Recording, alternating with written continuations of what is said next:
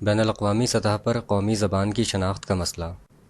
Column نگار Syed Sardar Ahmed Pirzada, the first blind journalist of Pakistan, APNS best Urdu column award holder, روزنامہ نئی بات، مرخہ 15 جولائی 2020۔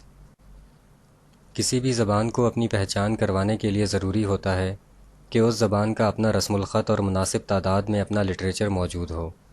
پاکستان کے طول و عرض میں درجنوں زبانیں بولی جاتی ہیں، جن میں سے بہت سی ایسی ہیں جن کا اپنا رسم الخط اب موجود نہیں ہے اور ان کا لٹریچر بھی مناسب تعداد میں اب دستیاب نہیں ہے۔ بہت سے لسانی ماہرین کے مطابق زبان کی تعریف میں مختلف بولیاں یا مختلف لہجے نہیں آتے، جبکہ ہمارے ہاں مختلف بولیوں یا لہجوں کو بھی اکثر زبان کے طور پر پیش کیا جاتا ہے۔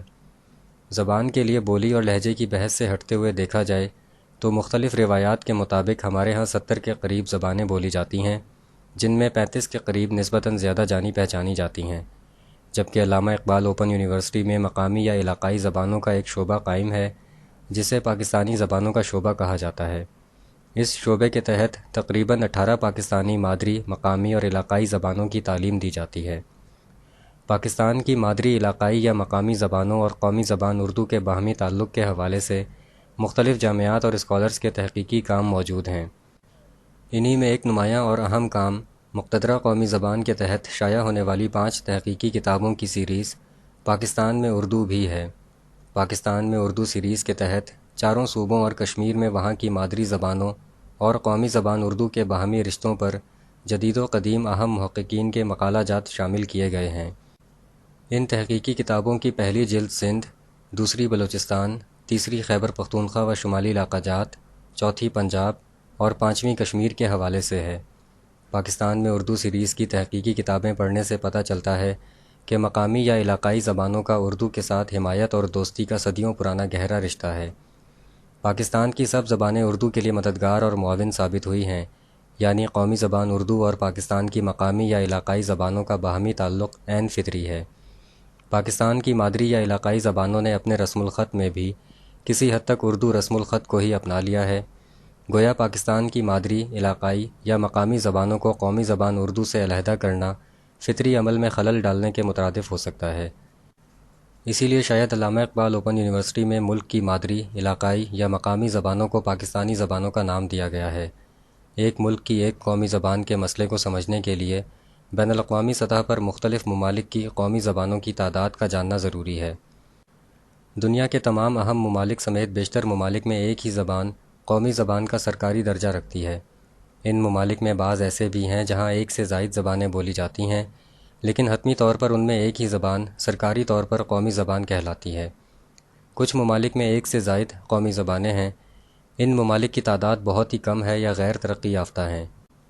ان کثیر قومی زبان والے ممالک میں بھی سرکاری قومی زبانوں کی تعداد 2 سے زیادہ نہیں ہے۔ جن ممالک میں ملکی سطح پر ایک سے زائد زبانیں رائج ہیں، وہ ممالک اپنی ان زبانوں کو قومی زبان کی بجائے سرکاری زبان کا نام دیتے ہیں، جیسے ہمارے ہاں مادری زبانیں کہلاتی ہیں۔ اقوام متحدہ تمام ملکوں کا مشترکہ پلیٹ فارم ہے۔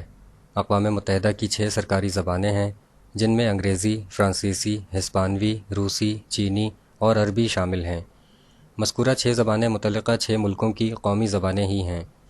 ہندوستان، بنگلہ دیش، ترکی اور پرتگال کی خواہش ہے کہ ان کی متعلقہ قومی زبانیں یعنی ہندی، بنگالی، ترکی اور پرتگالی کو بھی اقوام متحدہ کی سرکاری زبانوں میں شامل کیا جائے۔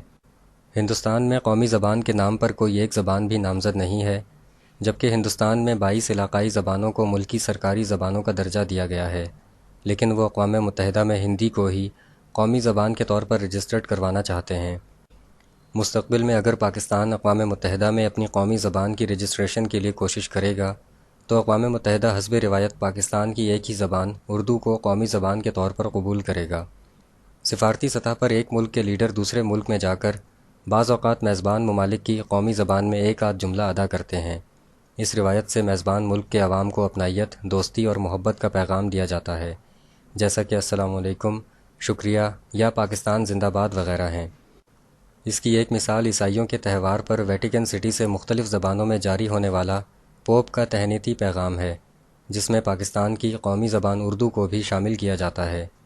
بین الاقوامی سطح پر مختلف ممالک کی قومی زبانوں کے مندرجہ بالا مختصر جائزے سے پتہ چلتا ہے کہ بین الاقوامی سطح پر ایک ملک کی ایک زبان کو ہی قومی زبان کی شناخت ملتی ہے، جبکہ ایک ہی ملک کے اندر بولی جانے والی دیگر مختلف زبانوں کو مقامی، علاقائی، سرکاری، مادری یا نیٹو زبانیں وغیرہ کے ناموں سے لکھا جاتا ہے۔ شکریہ، دی اینڈ۔